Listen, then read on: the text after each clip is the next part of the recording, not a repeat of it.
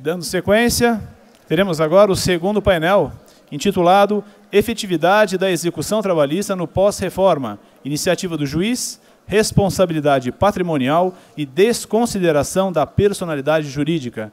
Para compor a nossa mesa, convidamos a doutora Ana Paola Santos Machado Diniz, doutor Flávio Landi, e para coordenar os trabalhos, a excelentíssima desembargadora, vice-diretora da Escola Judicial do TRT da 15ª Região, doutora Ana Paula Pellegrina Lockman, que assume a palavra.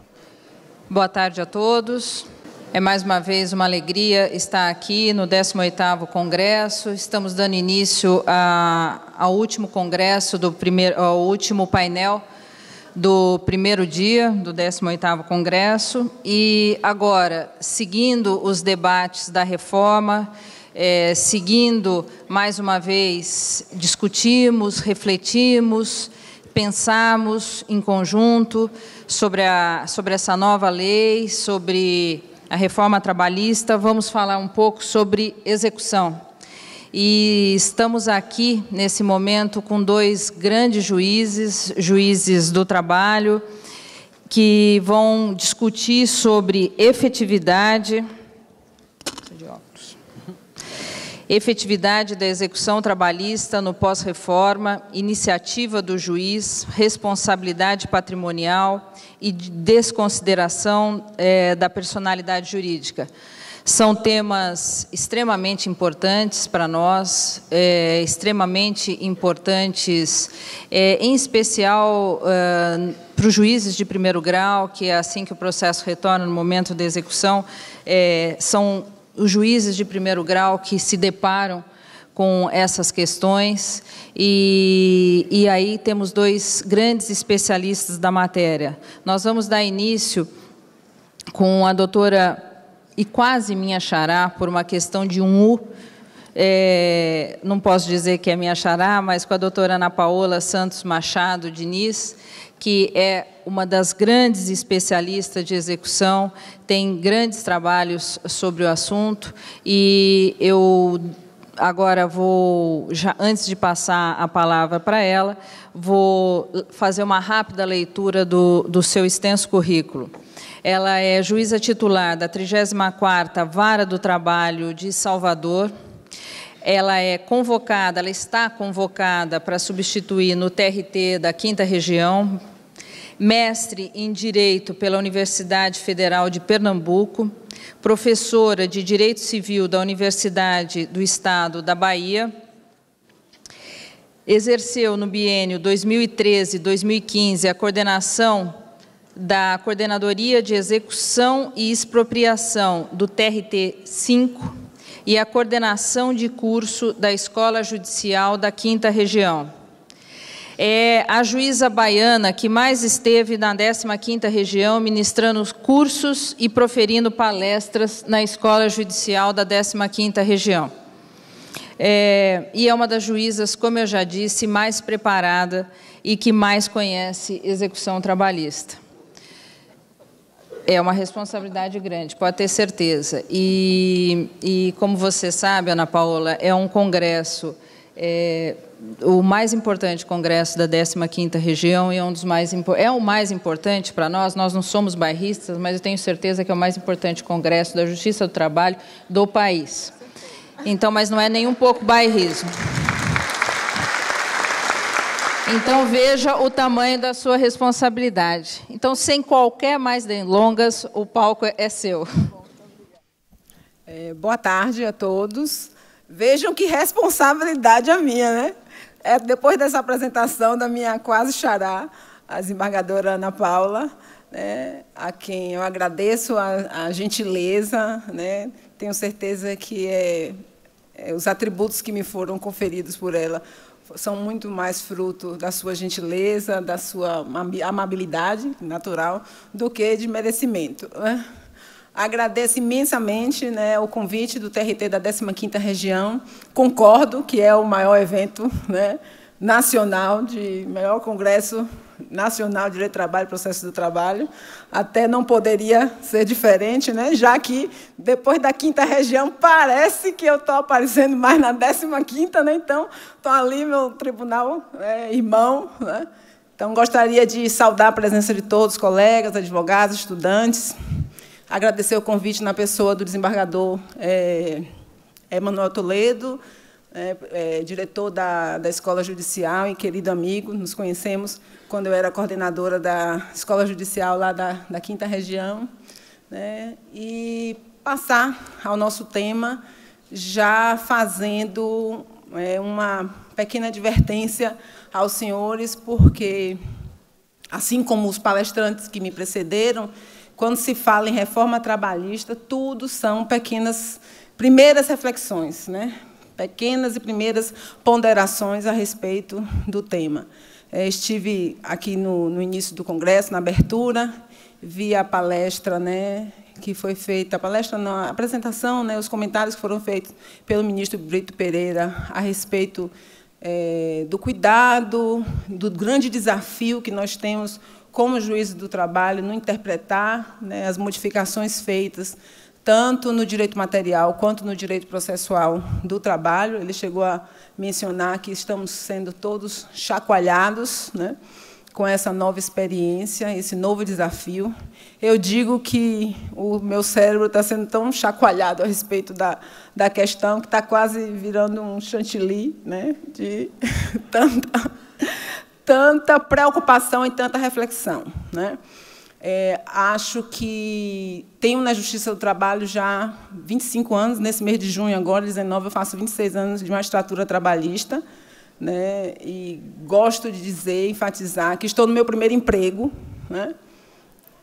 Entrei na magistratura com 23 anos de idade e não me vejo, né, fazendo outra coisa da vida, né? Mas, nesse momento, estou seriamente preocupada, né, com os rumos que a nossa instituição, com os rumos, principalmente, que o direito do trabalho e o processo do trabalho estará tomando daqui para frente. E a grande responsabilidade que nós, aplicadores do direito, intérpretes do direito do trabalho, temos no tratamento dessa matéria, né? E minha preocupação central, em termos de interpretação, de hermenêutica, é nos distanciarmos da intenção das pessoas naturais, né, as pessoas físicas, do legislador com a sua intenção de reforma, o que estava na intenção particular de cada um. Porque, na medida em que a lei é promulgada, ela se liberta do legislador, ela se integra no sistema, e meu desiderato nessa interpretação é integrá-la no sistema do direito do trabalho, do processo do trabalho, a partir dos princípios que estruturam o nosso direito, que são sólidos, são firmes, e sem nos despegarmos, principalmente, da Constituição, que é, né, onde nós encontraremos aí o norte maior de proteção e de garantia dos direitos sociais, né? O tema que nos foi apresentado, né, iniciativa, primeiro a efetividade da execução, né? E, haja vista a amplitude do tema, eu fiz alguns cortes, então vou tratar com os senhores, primeiramente, da iniciativa da execução, fazendo algumas considerações sobre a execução de ofício, a liquidação, né, o procedimento de liquidação de sentença, né, e, mais à frente, farei considerações sobre a responsabilidade dos sócios, tratando dessa questão de responsabilidade patrimonial e traçando um pouco a minha ideia, ou a conexão desse tema de responsabilidade dos sócios com o incidente de desconsideração da personalidade jurídica, né? No que diz respeito à iniciativa da execução, eu trago aí a reprodução do artigo 878 da CLT, quando ele, né, traz expressamente aí que a execução será promovida pelas partes, permitida a execução de ofício apenas nos casos em que as partes não estiverem representadas por advogado, né?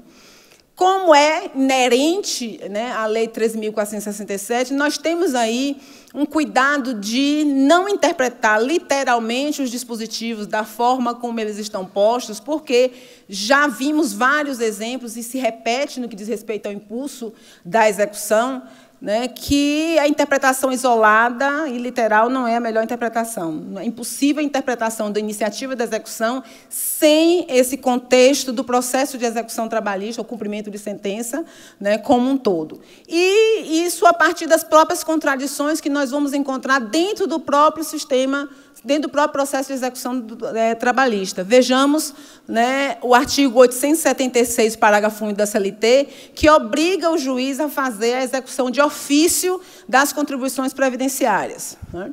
Você vai mais à frente, o artigo 765 da CLT, né, determina ao juiz, impõe ao juiz, né, um andamento rápido do processo, inclusive dando a ele ampla liberdade nos seus poderes decisórios para viabilizar essa efetividade, que é, né, uma premissa que está construída desde a Constituição Federal, quando ela fala em razoável duração do processo, quando a gente fala em efetividade, o que é repetido também no CPC 2015. Pois bem, né, como é possível nós darmos uma execução de ofício efetiva, rápida, célere à contribuição previdenciária, que é uma execução acessória, deixando, né, ao largo a execução trabalhista, que é a execução principal? Outro questionamento, outra incongruência do sistema. Como garantir a preferência do crédito trabalhista, lá prevista no artigo 186 do CTN, né? Inclusive preferência em face do crédito tributário, se não formos dar efetividade ao crédito trabalhista. Agora, o juiz do trabalho vai executar de ofício as contribuições previdenciárias, mandar a parte fazer a liquidação do cálculo para fins de executar de ofício apenas a contribuição previdenciária e, portanto, garantir a efetividade do crédito tributário em detrimento do crédito trabalhista, né? Então, me parece, e essa é a primeira reflexão que trago para vocês, de alguma série de reflexões, meu objetivo aqui hoje é compartilhar com vocês quais são as ideias principais que esses temas me traz e conclusões iniciais que fiz a respeito da matéria. No que diz respeito ao impulso da execução, essa interpretação do sistema como um todo me conduz à seguinte reflexão.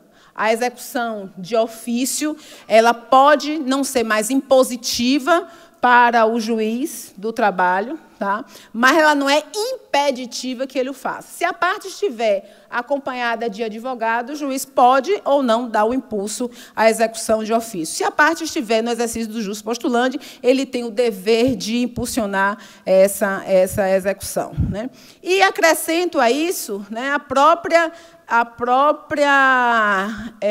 questão de analisar qual é o direito ferido para o executado, qual é o prejuízo que haverá para o executado, caso, né, supostamente, ele entenda que o juiz do trabalho agora não tem mais o impulso oficial da execução, e ele teve essa iniciativa, determinou ao reclamante que apresentasse os cálculos, deu vista dos cálculos, homologou os cálculos, fez os bloqueios necessários, tudo seguindo o rito processual adequado, e qual vai ser o argumento que ele vai utilizar para o desfazimento dos atos que tenham sido praticados pelo juiz, né? Não há um ato ilegal porque essa execução está pautada num título judicial, né?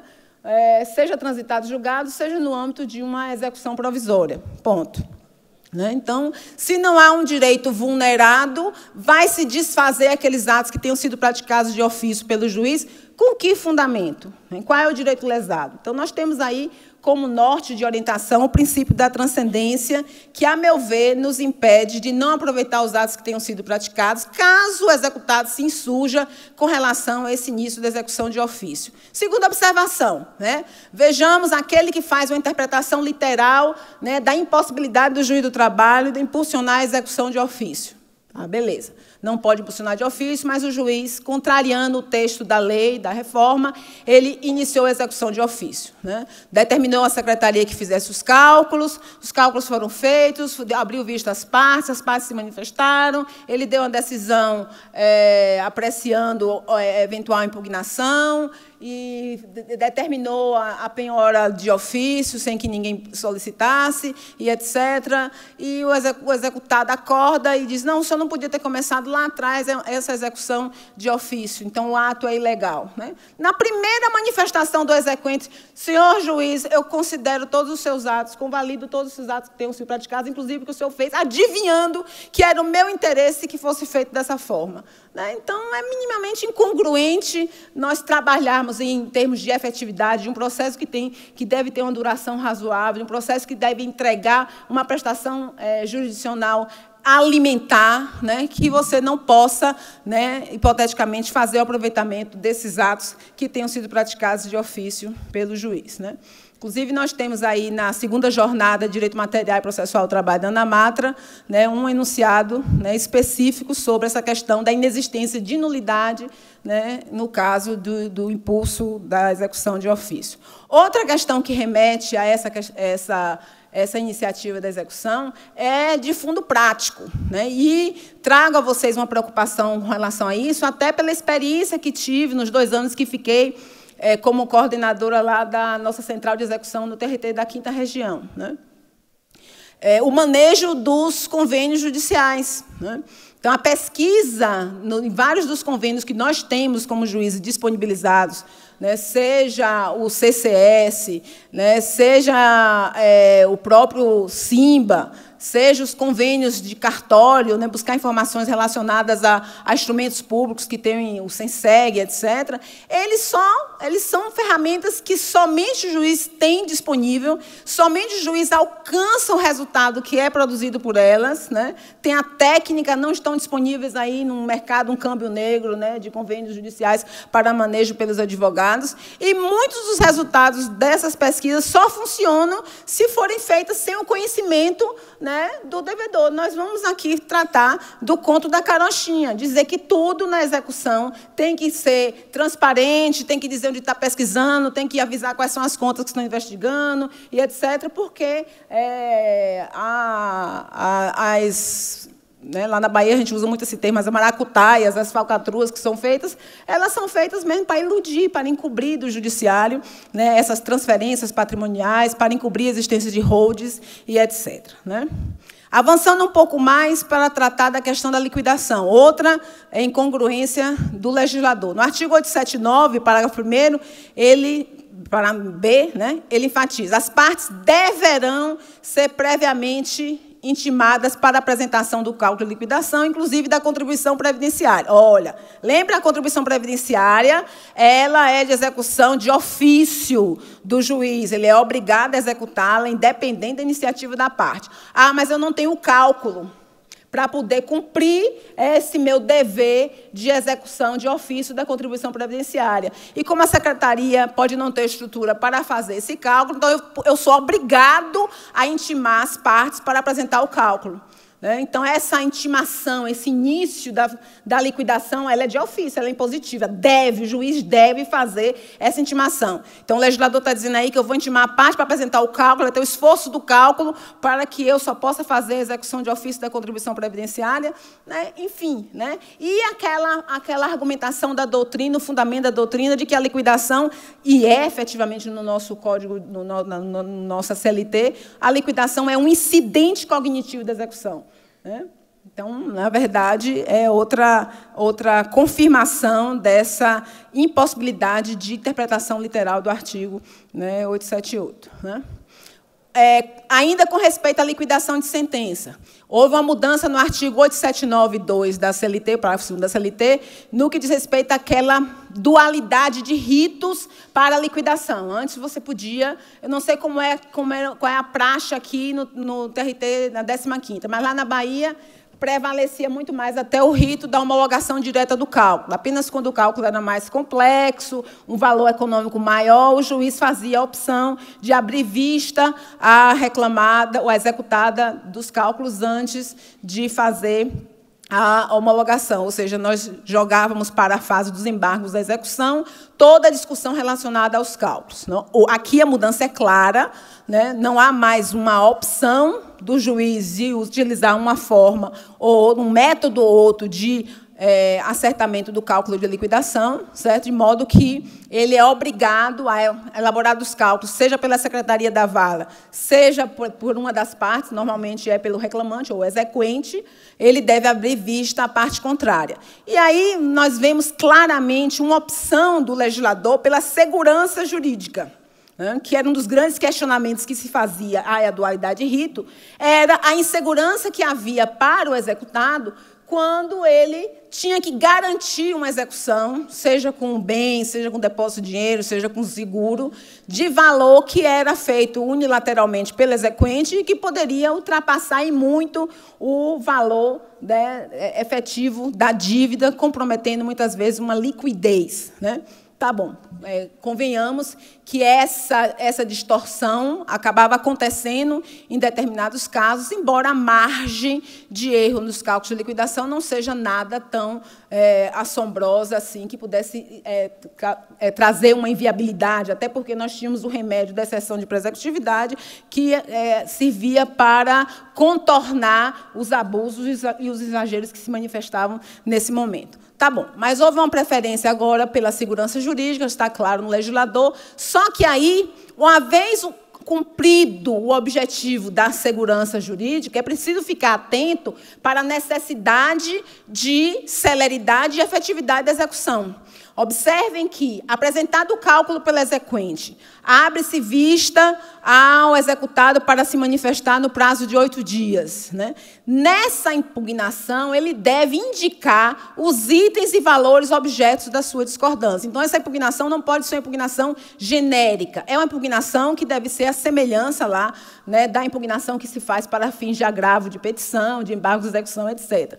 Necessariamente, após a impugnação, haverá a apresentação de uma planilha de cálculos, ou indicação de um valor que é um reconhecimento da dívida pelo executado. No meu modo de ver, esse valor é um valor incontroverso, que não se justifica mais que essa execução fique parada, aguardando uma conferência de cálculo a partir daquela impugnação para que se dê andamento ao feito com relação a esse valor incontroverso. Né? Apresentada a conta de liquidação pelo executado no seu ato de impugnação, nada impede que o juiz, inclusive se a liquidação é um incidente cognitivo na execução, que ele faça um julgamento parcial de mérito desse incidente cognitivo, né, e determine ao executado que realize aquele valor que ele está admitindo como devido. Né?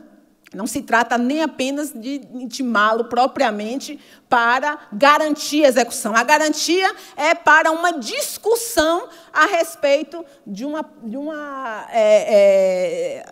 a respeito daquela execução, né, para superação de algum ponto controvertido que tenha. Né? No caso aí da conta de liquidação apresentada pelo executado após essa intimação do artigo 879, parágrafo 2º, se trata da necessidade de realização do direito. Né?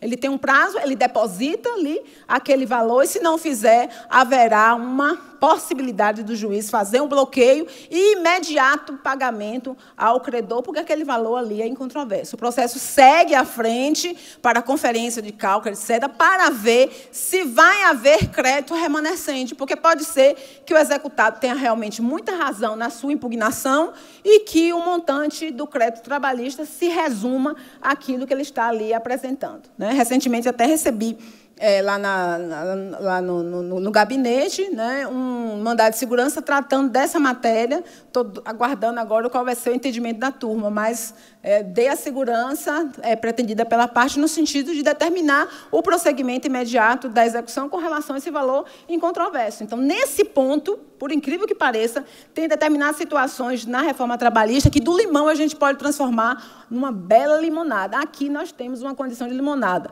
né, porque esse prazo aí abreviou o prazo da execução. Porque na nossa conta, no nosso método de homologar a conta, né, fazer a garantia do juízo, aguardar os embargos da execução, e etc., o credor só ia ter direito ao recebimento do crédito incontroverso após todas essas etapas. Agora, não. Né? Apresentada a conta, intima, 8 dias depois, tem um cálculo de liquidação ali. Se não tiver um cálculo de liquidação, melhor ainda, né? Admitiu aquele valor ali, você já vai, né, para a penhora, para a garantia direta e imediata liberação, porque não teve impugnação à conta, a conta está perfeita. E apresentado qualquer valor em desconformidade com o valor apresentado pelo exequente, o valor é incontroverso, não precisa mais de garantia, agora é a realização do direito, né, consubstanciado no título executivo. O próximo item, né, que eu quero tratar vocês, e esse eu vou me demorar um pouquinho mais, porque, na verdade, é o eixo, né, central das minhas preocupações relacionadas à execução, é a atinente à responsabilidade patrimonial. Né? E, quando você fala em responsabilidade patrimonial, a gente tem que voltar um pouquinho lá àquela noção de obrigação que nós temos estudamos na faculdade, lá em Direito Civil, né, em Direito das Obrigações, quando se trata dos elementos constitutivos da obrigação. E nós temos lá os sujeitos, o objeto e o vínculo. E o vínculo da obrigação, ele se desdobra em débito e responsabilidade. Né? E nessa percepção do vínculo da obrigação como débito e responsabilidade, nós sabemos que o elemento responsabilidade não está diretamente relacionado a um débito próprio. A responsabilidade pode haver independente de aquele que é responsável pela quitação, pelo pagamento, ser aquele que deu causa à constituição daquela obrigação que agora se exige. Isso é, digamos, um paradigma, né, das obrigações em geral, e não poderia ser diferente no que diz respeito à obrigação trabalhista. E nós, na Justiça do Trabalho, sempre manejamos muito bem essa noção de responsabilidade. Porque é uma noção que nos guia quando trata não só, né, da obrigação do devedor, porque consta, no caso da empresa, o executado, porque consta como sujeito vinculado no contrato de trabalho e em função do qual o título judicial foi constituído, mas também de todos os responsáveis patrimoniais que podem surgir no curso do processo e principalmente no curso da execução. Quando a gente fala em sucessão empresarial, quando fala em grupo econômico, quando fala em responsabilidade de sócios, nós estamos falando de responsabilidade no sentido próprio, né, e responsabilidade sem haver necessariamente um débito próprio, sem que haja nenhuma incoerência na execuibilidade desses responsáveis, apenas porque eles não estão necessariamente vinculados, né, àquela obrigação como originariamente constituída, certo? E aí o CPC ele traz muito claro, lá no artigo 790, os sujeitos da execução, dividindo esses sujeitos entre os devedores originários e aqueles que são responsáveis. E, mais precisamente, em relação ao sócio, eu destaco aí, e peço a vocês que lembrem do artigo 790, inciso 2 e o inciso 7º, porque esse artigo será a conclusão, digamos assim, das nossas reflexões relacionadas à responsabilidade do sócio. Então, são sujeitos à execução os bens do sócio, nos termos da lei, né? E o do responsável nos casos de desconsideração da personalidade jurídica. E nós sabemos que de desconsideração da personalidade jurídica a gente faz dos sócios. Então, nós temos sócio aí como responsável nos termos da lei, e para o CPC, os termos da lei ali, é a lei que rege o tipo de sociedade de que se trata, né? E nós temos a responsabilidade, no caso do inciso 7, desconsideração da personalidade jurídica, no caso do CPC e no caso do direito civil, quando há uma necessidade de você romper essa pessoa jurídica, essa personalidade jurídica da sociedade, em função, né, de uma fraude, em função de um desvio de patrimônio, que é o que está lá previsto no artigo 50 do Código Civil.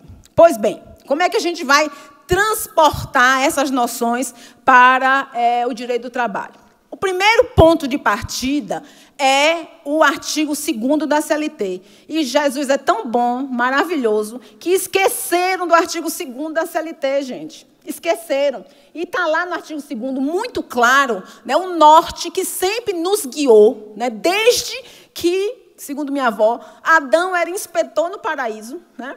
Sempre foi o norte que nos guiou quando nós trabalhávamos quando nós trabalhamos a questão da responsabilidade do grupo econômico, a responsabilidade do sucessor, a responsabilidade do sócio, e ainda que não esteja lá na súmula 331 do TST, é esse também o fundamento que está ali oculto quando a gente responsabiliza o tomador de serviço em relação às responsabilidades trabalhistas inadimplidas pela empresa prestadora de serviço, né? O que é que o artigo 2º nos remete? Ele nos remete à noção de empresa.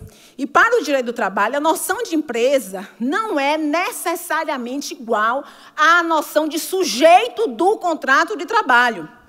Ninguém está aqui discutindo teoria contratualista, institucionalista. Nós sabemos que os sujeitos dos contratos em geral, e não poderia ser diferente no contrato de trabalho, os sujeitos dos contratos de trabalho são pessoas físicas, do lado do empregado, só pode ser pessoa física, embora, né, no mundo pós-reforma a gente tem aí um bocado de pessoa jurídica, né, ocultando as pessoas físicas, né, enfim, mas esse é tema para outra palestra. Mas, no lado do empregador, pode haver tanto pessoa física como pessoa jurídica. Mas o essencial, no que diz respeito ao elemento econômico que norteia a responsabilidade patrimonial, é que, no direito do trabalho, esse empregador, que pode ser uma pessoa física ou uma pessoa jurídica, ele vale também pelo elemento empresa que se incorpora por detrás da sua atividade econômica, né? Então, a pessoa jurídica é o elemento de vinculação do patrimônio incorporador. Então, na verdade, quando a gente trabalha com noções como responsabilidade do sucessor, o sucessor é responsável, a própria reforma ratifica essa responsabilidade do sucessor trabalhista, ele é responsável porque ele sucede, né, não só o desenvolvimento, né, sucede não apenas no que diz respeito ao polo do contrato, mas ele sucede em relação à exploração econômica. O elemento econômico segue e acompanha o sucessor. E aí, na hora em que há uma fraude, que esse elemento econômico, na verdade, não acompanha o sucessor, o artigo 448-A da CLT, ele fala lá, mas se tiver fraude, continua a responsabilidade do sucedido, porque o que nos interessa na hora de analisar a imputação de responsabilidade econômica pelo contrato de trabalho é quem está, né, quem está com esse elemento econômico que está incorporado no conceito de empresa, né? O artigo 2º está lá mantido incólume. E qual é o significado? Aí, voltamos também um pouquinho ao direito civil. Qual é o significado dessa autonomia da personalidade jurídica, né? Nós, muitas vezes, vemos apenas um único significado dela, que é garantir uma autonomia patrimonial da sociedade e garantir uma autonomia patrimonial do sócio. Porque é importante que os sócios tenham o seu patrimônio pessoal protegido dos negócios sociais, né? E ele vai fazer essa opção de preservação do seu patrimônio a partir do tipo de sociedade que ele vai constituir, onde ele vai se inserir. E nós temos lá no direito civil uma série de sociedades que definem tipos de sociedade, que definem modelos diferentes de responsabilidade dos sócios. Todos nós sabemos, né? As sociedades personificadas, sociedade em nome coletivo, né? Sociedade de responsabilidade limitada, né? São sociedades de pessoas que cada uma define um modelo de responsabilidade do sócio diferente. Se é uma sociedade de nome coletivo, nós já sabemos de antemão que aquele sócio que se insere naquela sociedade, ele tem uma responsabilidade ilimitada com relação às dívidas sociais. Ele já se insere nesse modelo de sociedade sabendo que ele está abrindo mão de uma parcela de autonomia do seu patrimônio em relação ao patrimônio da pessoa jurídica na qual ele se incorpora. Se ele faz a opção por uma sociedade de responsabilidade limitada, ele já está dizendo, olha, o meu patrimônio aqui só vai até a integralização da minha participação nesse capital social, ou, no máximo, eu sou ali solidário com os demais sócios pela integralização da parte deles no capital social, né? Então, eles se protegem. Mas isso também é uma mensagem que se passa para os terceiros com quem essa sociedade negocia. Porque aquelas empresas ou as pessoas físicas e jurídicas que negociam com as sociedades, a partir do modelo de sociedade que se está a tratar, ela vai saber onde ela está pisando. Se eu estou negociando com uma sociedade de responsabilidade limitada, eu sei que eu não posso contar com a integralidade do patrimônio daquele sócio.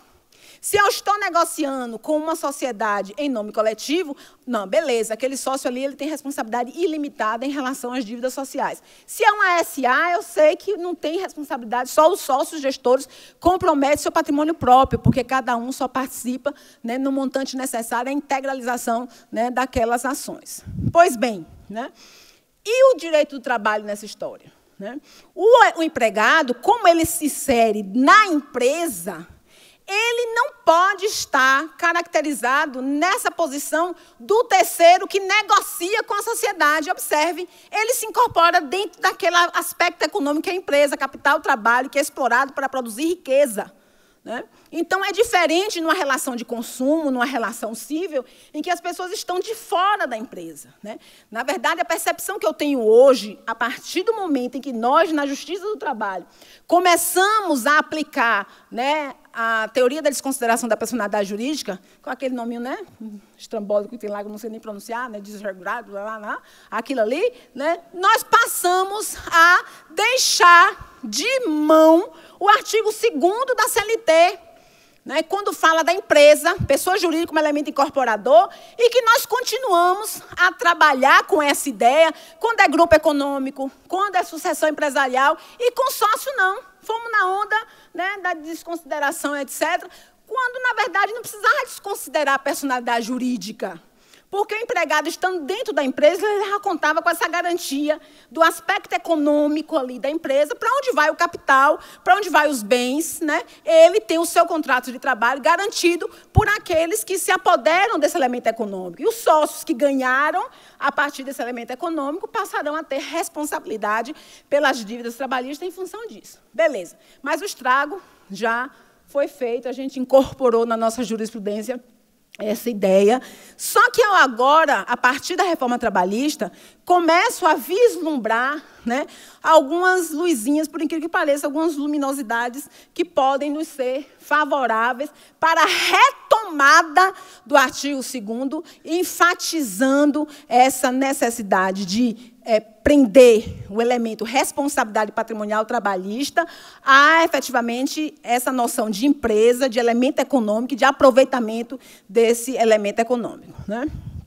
E aí temos a redação do artigo 10A da CLT, e, a partir daí, eu vou trabalhar com vocês algumas premissas que eu vislumbrei, compartilhar minhas ideias, né, com relação a algumas premissas que eu vislumbrei relacionadas à responsabilidade do sócio retirante e à responsabilidade do sócio atual, porque, não obstante o artigo não fale do sócio atual, está aí bem explícito o modelo de responsabilidade desse sócio. E aí eu volto a lembrar a vocês lá, o artigo 790 do CPC, quando fala são responsáveis ou respondem pela execução os sócios nos termos da lei, para justificar que os termos da lei, para nós, na Justiça do Trabalho, passa a ser o artigo 10A da CLT. E não mais os termos de lei civil, não mais esse modelo econômico de sociedade que se está cogitando. Então, para a jurisdição trabalhista, para a execução trabalhista, para a responsabilidade patrimonial do sócio, aqueles elementos contidos no Código Civil relacionados ao modelo de sociedade, o tipo de implicação da responsabilidade do sócio em face do tipo de sociedade que ele integra, né, aparece agora apenas em segundo plano, porque em primeiro plano está o artigo 10A da CLT. Me permitam ler o artigo apenas para enfatizar alguns pontos. O sócio retirante responde subsidiariamente pelas obrigações trabalhistas da sociedade relativas ao período em que figurou como sócio, né? E aí tem uma pegadinha que, na minha visão, deve ser bem interpretada, e, para ser bem interpretada, a gente tem que voltar ao artigo 2º, né? Somente em ações ajuizadas até 2 anos, outra pegadinha, depois de averbada a modificação do contrato, observada a seguinte ordem de preferência: empresa devedora, sócios atuais, sócio retirante. E vem lá o parágrafo único. O sócio retirante responderá solidariamente com os demais quando ficar comprovada fraude na alteração societária decorrente da modificação do contrato. Pois bem, né? Quais são as primeiras reflexões, que eu chamo aqui de premissas, relacionadas ao sócio atual? Primeiro, o artigo 10A me permite concluir que ele define a responsabilidade do sócio atual. Porque se esse artigo garante o benefício de ordem ao sócio retirante, é porque tem alguém antes do sócio retirante que tem responsabilidade principal pela dívida trabalhista. E esse só pode ser o sócio atual, né? Segunda premissa, a responsabilidade subsidiária do sócio atual ao garantir a precedência da pessoa jurídica. Lembra lá que o artigo fala, né? Primeiro responde a pessoa jurídica e depois responde o sócio atual, para, em terceiro lugar, responder o sócio retirante. Então, a responsabilidade do sócio atual é a responsabilidade subsidiária. E é ótima essa responsabilidade subsidiária, porque ela não está, né, condicionada a nada. Não pagou, pessoa jurídica não pagou, tem um título judicial que foi constituído após regular contraditório, né, da pessoa jurídica. Certamente, o advogado que foi constituído por essa pessoa jurídica foi regularmente aprovado por ela, pela composição societária. Então, está tudo certinho, né? Então, nós temos um título judicial constituído contra a pessoa jurídica, contra a sociedade, que ela é a responsável principal. Se eu vou fazer a execução dessa sentença e não encontro o patrimônio da pessoa jurídica, o segundo responsável, logo imediato, é o sócio. E quem está me dizendo isso agora não é mais o artigo 28 lá do CDC. Né? Eu não preciso remeter ao artigo 28, eu não preciso desconsiderar personalidade jurídica, porque o artigo 10A já imputa uma responsabilidade direta ao sócio pela implicação e envolvimento no contrato de trabalho. Volto lá, artigo 790, né, inciso 1 do CPC. Os sócios nos termos da lei. Então, os sócios nos termos da lei trabalhista, independente da sociedade que ele integra, na forma lá do artigo 10A, ele é o responsável subsidiário pelo passivo trabalhista. Ponto. Né?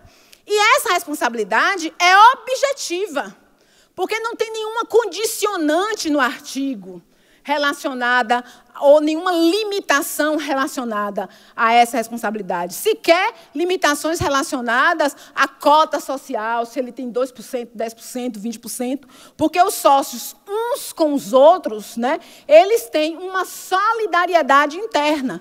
Então, a terceira premissa é a responsabilidade objetiva do sócio atual, pois não apresenta condições para imputação de obrigação, condições ou limitações, né, para imputação da obrigação acessória. É a desvinculação com a responsabilidade tecida no contrato social, porque essa responsabilidade tecida no contrato social, ela é, como eu principiei refletindo com vocês, ela é para os terceiros que negociam com a sociedade. É uma proteção interna para os sócios na regulação dos seus interesses, ele sócio com a sociedade, e uma satisfação aos terceiros que negociam com a sociedade. Só que o trabalhador está inserido no elemento empresa, e que me diz isso é o artigo 2º da CLT. Né? E a quarta premissa é uma solidariedade interna dos sócios atuais uns com os outros, ao se referir a sócios atuais como garantes precedentes ao sócio retirante. Observem que o artigo fala, né, voltar aqui um pouquinho, né, empresa devedora, sócios atuais e sócio retirante. Então, sócio retirante, quando ele invoca o benefício de ordem, né, em face dos sócios atuais, ele está remetendo a quaisquer dos sócios. Se virem aí, sócios atuais, né, eu só vou responder com o meu patrimônio, né, se o patrimônio de vocês não suportar esse passivo trabalhista e eu tiver lá no meu tempo ainda de responsabilidade limitada lá aos 2 anos, que a gente vai trabalhar com essa noção daqui a pouquinho. Né. Então, esses sócios atuais, me parece, são solidariamente responsáveis, né, como eu já disse, e objetivamente responsáveis, solidariamente responsáveis uns com os outros, em face das dívidas sociais. Beleza, paga o crédito trabalhista, e depois, se a sua cota de participação no contrato social é diferente, eu paguei o passivo trabalhista todo, mas eu só sou sócio de 10%. Beleza, vai na justiça comum, uma bela ação de regresso e reaver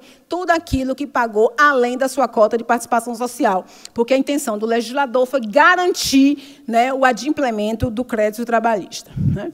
Vai mais, né? Lembra lá do artigo 448 da CLT? O artigo 448 da CLT não pode ser esquecido e desvinculado da responsabilidade do sócio. Observem que o artigo 448 ele fala de mudança na estrutura jurídica da empresa. A maior mudança na estrutura jurídica da empresa é a alteração societária. Né? Mudar o nome, né? Mudar a razão social. Né? Uma das mudanças mais significativas é a alteração do sócio. Né?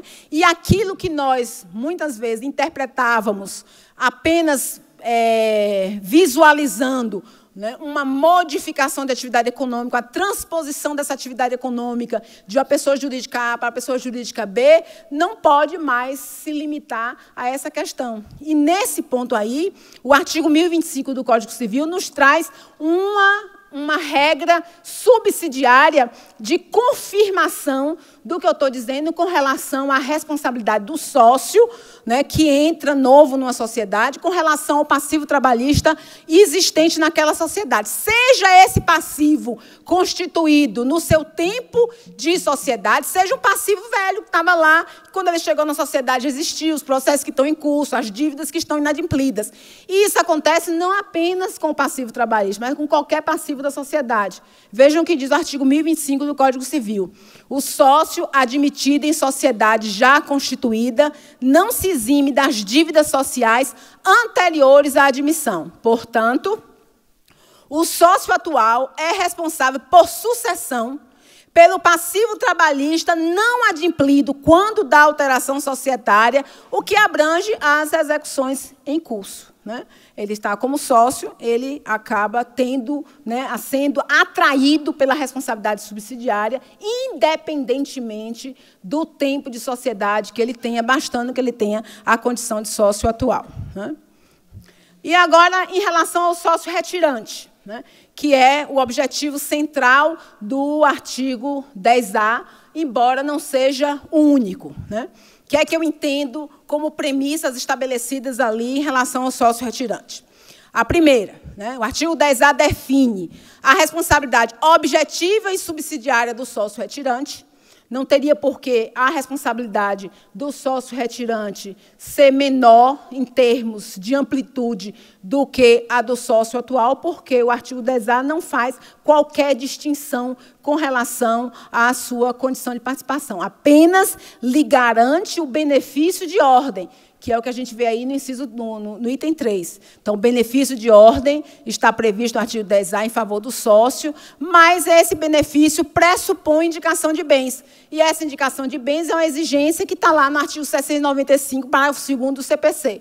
Então, o sócio retirante, ele só se exime dessa responsabilidade objetiva e subsidiária que ele tem em relação ao passivo trabalhista, né, se ele conseguir apresentar ao juízo, né, não só suscitar o benefício de ordem, mas ele conseguir apresentar elementos materiais, provas, com relação à existência de patrimônio da pessoa jurídica e dos sócios que o antecederam. E nada mais razoável que assim seja, porque foi ele que negociou a retirada da sociedade, ele que conhece, né, o patrimônio da sociedade, porque ele foi sócio dele, ele conhece quem o sucedeu nessa composição societária. Né? O item 2, né, a irrelevância da cota de participação societária. Então, o sócio retirante, assim como, né, nós defendemos em relação ao sócio atual, pouco importa a condição de participação societária dele, ele está no 3º grau lá da responsabilidade. Item 4. Como sócio retirante, e esse é um dos itens mais desafiadores, me parece. Como sócio retirante já foi sócio atual, né, por óbvio, né, sua responsabilidade abrange todos os compromissos sociais pretéritos à sua retirada, ainda que relativos a contratos de trabalho não contemporâneos ao seu período como sócio. É por isso que eu disse a vocês lá que o artigo 10A traz uma pegadinha quando ele fala, né, em... Deixa eu botar aqui.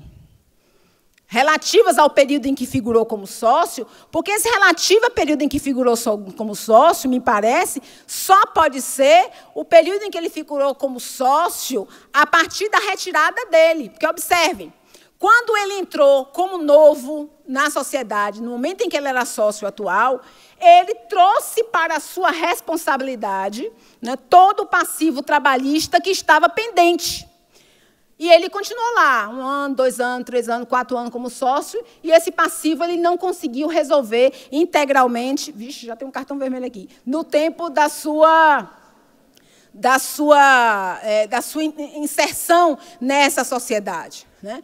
Por óbvio que não é razoável construirmos a ideia de que, na hora em que ele se retira da sociedade, passado 2 anos da retirada da sociedade, aquelas dívidas que ele deixou pendente lá, ele não tem nada a ver. Ah, não foi meu período que eu estava como sócio, não. Quando eu cheguei na sociedade, já tinha aquelas dívidas.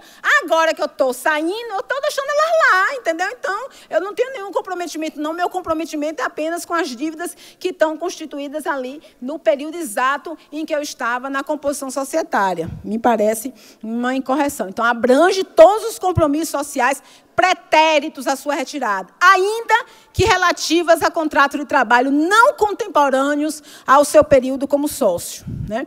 E isso nós chegamos a partir da interpretação do artigo 448, conforme eu estava dizendo a vocês, e do elemento empresa lá do artigo 2º.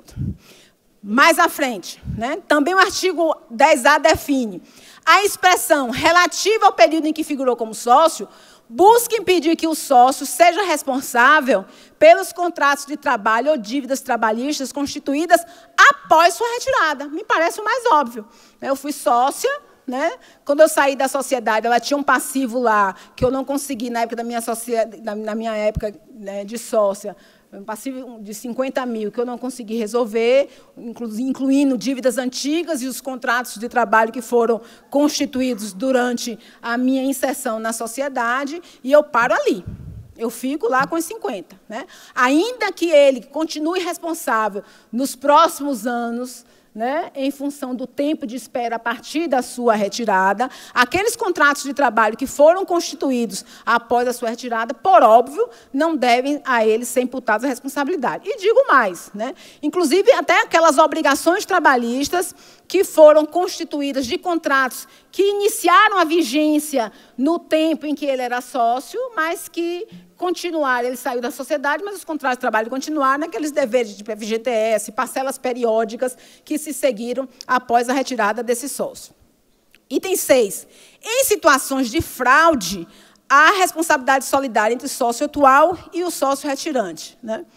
E a expressão sócio retirante abrange, no meu modo de ver, tanto os sócios falecidos como os excluídos, porque o Código fez menção apenas do sócio retirante, mas o Código Civil trata de outras formas de saída, de retirada, em sentido amplo, do sócio da sociedade. Não me parece incongruente que o sócio retirante, que sai numa boa, que não quis mais perseverar, ele tem um tratamento mais severo do que o sócio que é excluído por alguma falta que ele tenha praticado, ao longo da vigência da sociedade. Depois eu vou voltar, estou aqui tentando elaborar nos 5 minutos aí, a essa questão da fraude entre o sócio atual e o sócio retirante. E a questão aí maior é essas ações ajuizadas até 2 anos depois de averbada a modificação do contrato. Nesse ponto, nós temos uma verdadeira cisânia na doutrina. Tem fundamento para tudo que é lado, Mas, a partir desse raciocínio que nós temos construído ao longo de toda a história do direito do trabalho, do processo de execução, e que é aplicável ao grupo econômico e à sucessão empresarial, de que o elemento econômico é o que justifica a responsabilidade patrimonial, eu não posso defender a ideia de que esse sócio retirante ele se exime da responsabilidade num prazo decadencial de 2 anos a partir da baixa dos atos constitutivos, pura e simplesmente. Porque, se nós estamos tratando de responsabilidade patrimonial, a responsabilidade patrimonial ela opera independentemente do sujeito constar como parte na fase cognitiva do processo. Basta que conste como parte, na fase cognitiva do processo, o devedor principal. Lembra a noção de débito sem responsabilidade sem débito próprio? A responsabilidade principal é da pessoa jurídica. Ela precisa estar no processo para apresentar a sua defesa, né? O sócio, ele tem uma responsabilidade subsidiária e secundária, uma responsabilidade patrimonial que pode nem operar. Então, basta, no meu modo de ver, que a ação seja ajuizada nesse prazo de 2 anos contra a empresa, né? O que a gente pode, né, ver como um elemento favorável à efetividade da execução trabalhista, porque o sócio tem, né, o compromisso, ele deve ter a preocupação de, nesses 2 anos, a partir da baixa do ato constitutivo, ele policiar, né, verificar quais são as questões jurídicas que podem gerar uma responsabilidade patrimonial da pessoa jurídica, porque ele tem uma responsabilidade objetiva e secundária em relação a essa pessoa jurídica. E ele não se exime delas automaticamente pelo transcurso dos 2 anos da sua retirada da composição da sociedade. Então, me parece que a ação aí é ação contra a empresa, né, e o prazo, né, não se aplica às situações de fraude, porque nas situações do parágrafo único do 10A, que são situações de conluio, né, entre o sócio atual e o sócio retirante, e isso nós vemos, né, com muita, né, profusão nas execuções trabalhistas, situações de sócios laranja, né, de pessoas interpostas, etc., que seriam estimular essas fraudes, nós concebemos que haveria uma exoneração 2 anos após a retirada, que está todo mundo liberado, e etc., né? E aí eu concluo, tinha outras coisas para tratar com vocês, mas eu concluo apenas fazendo, né, novamente uma remissão aí a essa questão do artigo 790 do CPC, para, a partir do artigo 10A, distinguir muito bem as situações que, doravante, nos serão provocadas judicialmente relacionadas à responsabilidade do sócio. Ou seja, né, a situação do sócio, que, nos termos da lei, tem uma responsabilidade subsidiária e secundária, não, subsidiária, objetiva e ampla, em relação ao passivo trabalhista, independentemente de qualquer fraude, que é o caput do artigo 10A, tá? E as situações de sócios que podem ser implicados porque se envolveram em situações fraudulentas, que são as situações do parágrafo único do artigo 10A. Né? Então, o artigo 10A, caput, está inserido aí no inciso 2 do artigo 790 do CPC, ao passo que o parágrafo único do artigo 10A estaria inserido nessa responsabilidade nos casos de desconsideração da personalidade jurídica. Né? E isso é relevante? É, porque observem que também a reforma incorporou, né, a necessidade de instauração do incidente de desconsideração da personalidade jurídica, né? Mas eu coloco aqui, vou terminar minha palestra colocando uma pulgazinha atrás da orelha de vocês, né? Porque qual é o significado do CPC estabelecer uma responsabilidade direta dos sócios, nos termos da lei 10A, né? E uma responsabilidade pressupondo uma desconsideração da personalidade jurídica. Então, me parece que, nos casos em que o sócio não está envolvido em fraude e que a ele é imputada uma responsabilidade apenas por conta, né, da inexistência de patrimônio da pessoa jurídica responsável principal ou obrigada principal pelo título judicial, que nós não tenhamos que, né,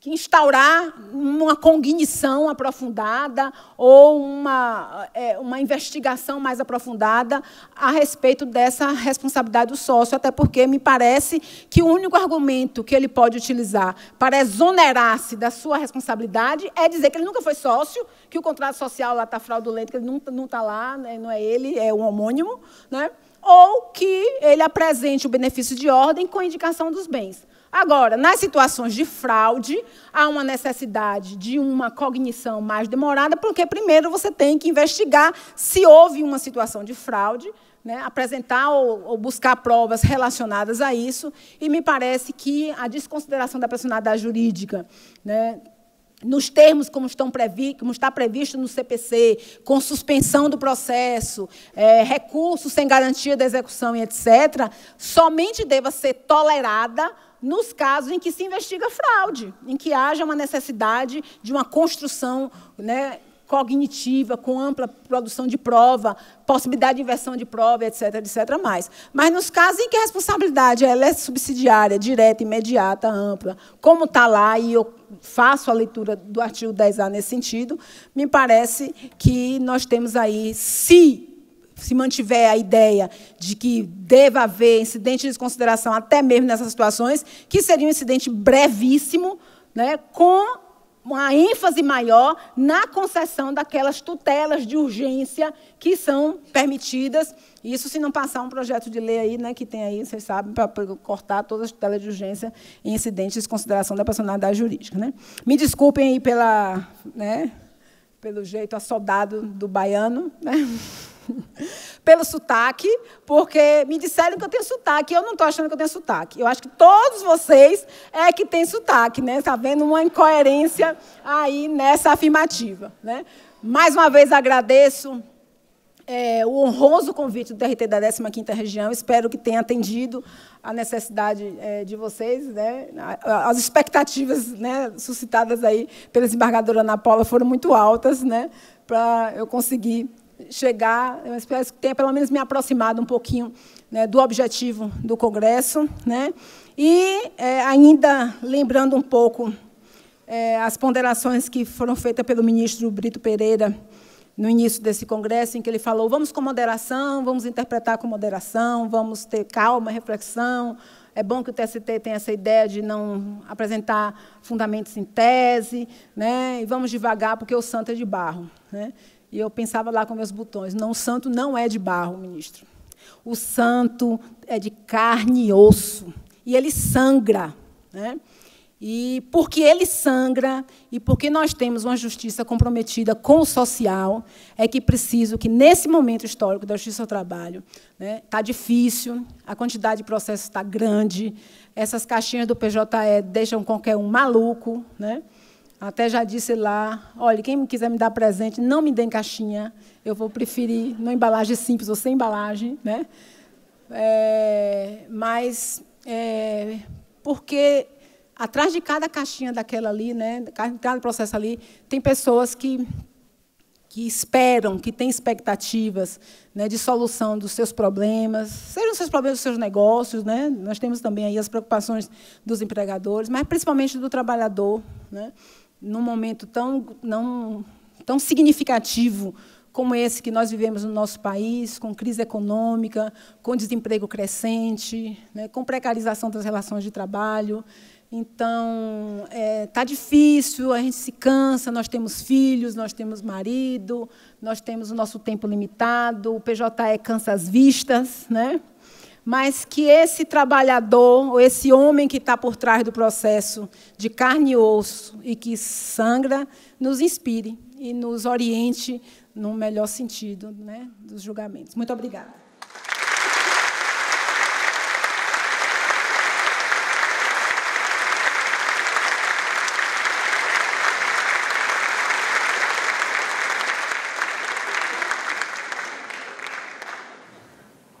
A expectativa era alta, mas foi devidamente atendida. Só que eu tenho que começar discordando. Não foi uma pulga que você deixou para nós, foram várias. Eu acho que o objetivo era esse, né? Então, também foi atendido. Eu tenho certeza.